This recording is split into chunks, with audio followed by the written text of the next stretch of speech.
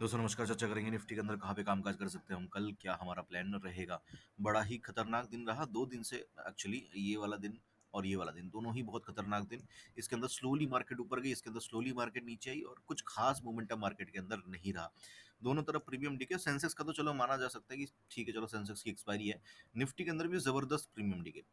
और ऐसे मार्केट के अंदर ना ना ना जो है एक सेलर कमा पाता है, ना एक बायर कमा पाता है, क्योंकि सुबह के टाइम में ऐसी जगह पे मार्केट खुली जहाँ पे जो है स्टॉप लॉस लगाने का जगह नहीं था सेलर के लिए।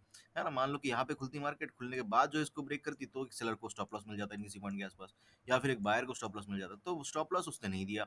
ये वाला दिन भी अचानक से एकदम से ऊपर चली गई, फिर तो रुकी गई। है ना, तो अभी ऊपर सस्टेन कर रही है, तो एक एक एक सेलर जो रहेगा वो कॉल सेल करने से डरेगा, मतलब एक रिटेल सेलर की बात कर रहा हूँ। तो वो कॉल सेल करने से डरेगा क्योंकि मार्केट ऊपर की तरफ चल रही है, किसी भी पॉइंट ऑफ टाइम इस तरीके से भाग सकती है।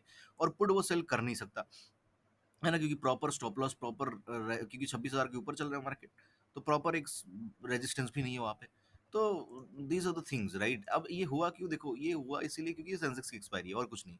है ना, क्योंकि सेंसेक्स के अंदर कॉल पुट दोनों को जीरो करना था। बट हालांकि थोड़ा सा मोमेंटम वो लोग दे सकते थे, इस तरीके से ये कर सकते थे, है ना। बट सेलर ने आज क्या चूज किया? सेलर ने चूज किया कि वो एकदम ही ड्राई जो है एक्सपायरी करेगी।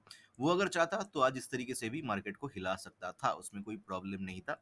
बट ये करने के पीछे का और एक लॉजिक हो सकता है कि एक बड़ा मूव मार्केट के अंदर आ सकता है आने वाले दिनों में, राइट। हो सकता है फ्राइडे के दिन, मतलब कल के दिन ही आपको वो बड़ा मूव देखने को मिले। इसीलिए शायद से सेलर क्या कर रहा है, सेलर जो है दोनों दिन जो है एकदम उलझा दिया।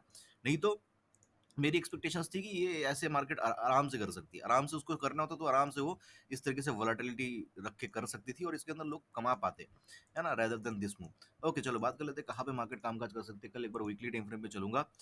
तो वीकली टाइम फ्रेम पे नेगेटिव कैंडल बना था, मैंने बोला था कि जब तक इसके नीचे क्लोज हो जाएगी मार्केट नेक्स्ट वीक पे, फिर एक रेड कैंडल बनेगी, फिर उसका फर्दर फॉलोअप मिलेगा, तभी जाके हम बियरिश होंगे। नहीं तो मार्केट के अंदर क्या हो सकता है, मार्केट के अंदर फर्दर यहाँ पे ग्रीन कैंडल बन सकता है। अब पॉसिबिलिटी क्या नजर आ रही है? दो पॉसिबिलिटी है। एक तो ये कल फट जाए, ये कल फट जाए और यहाँ पे कहीं पे इस तरीके से ग्रीन में क्लोज हो जाए। ठीक है, पहली पॉसिबिलिटी। दो ही पॉसिबिलिटी और कुछ नहीं है। पहली पॉसिबिलिटी, कल फट जाएगा ये।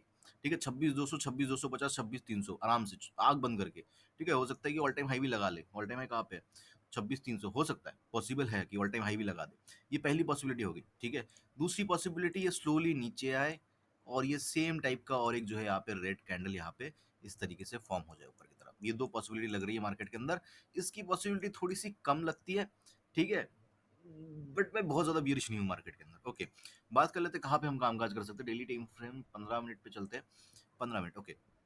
15 मिनट के टाइम फ्रेम में चलेंगे और समझ लेंगे कि कहाँ पे हम कामकाज कर सकते हैं। देखो, कॉल के लिए आइडियल जो सिनारियो है वो इसके ऊपर ही बन रहा है। ठीक है, 25,980, बट ये पॉइंट काफी दूर है, अभी भी 100 पॉइंट्स दूर है।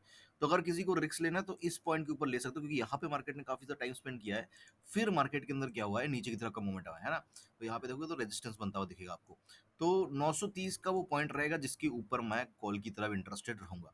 ओके, 930 के ऊपर मैं कॉल की तरफ इंटरेस्टेड रहूंगा। और अगर इसके ऊपर सस्टेन करने लगी मार्केट, मैं छोटा मोटा टारगेट नहीं लूंगा। मैं इस ट्रेड का जो टारगेट रहेगा मेरा मेरा इस ट्रेड का टारगेट रहेगा वो 3 PM रहेगा, मतलब 3 बजे तक मैं इस ट्रेड को होल्ड करूंगा।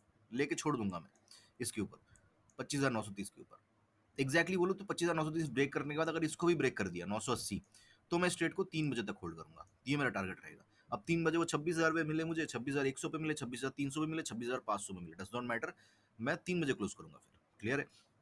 अब बात करते हैं नीचे की तरफ। देखो, नीचे की तरफ बहुत कुछ बढ़िया स्कोप तो नहीं है कि एकदम कुछ अचानक से कुछ ऐसा हो जाएगा, बट ठीक है।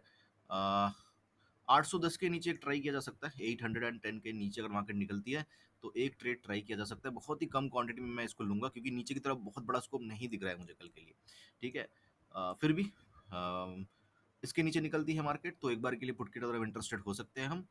मैक्सिमम टारगेट 730, 700, ये मैक्सिमम, मतलब 100 पॉइंट्स मैक्सिमम टारगेट मुझे दिख रहा है। हाँ, अगर 700 भी ब्रेक हो जाए तब हो सकता है कि 500 तक भी खींच दे मार्केट। ठीक है, बट जब तक 700 ब्रेक नहीं होता तब तक ये बोलना सही नहीं होगा कि चलो इसके नीचे बहुत बड़ी गिरावट आएगी, ये आएगी वो आएगी। ये बोलना सही नहीं होगा। 700 ब्रेक हो जाए तो फिर एक बड़ी गिरावट जो है कल देखने को मिल सकता है। नहीं तो 800 के नीचे 700 के आसपास तक का मैक्सिमम टारगेट नजर आ रहा है। More fall will be below this level only. ठीक है, तो ये दो लेवल्स रहेंगे मेरे कल। इस हिसाब से ही मैं मार्केट को प्ले आउट करना चाहूंगा। आई होप कि कल का दिन एक ट्रेंडिंग डे हो सकता है, और कल का दिन ना हुआ तो मंडे का दिन डेफिनेटली मुझे ट्रेंडिंग नजर आ रहा है। आई होप कि वीडियो आपको अच्छा लगा होगा। अच्छा लगा तो लाइक कर देना, कमेंट कर देना। मुझे सुनने के लिए आपका बहुत बहुत धन्यवाद।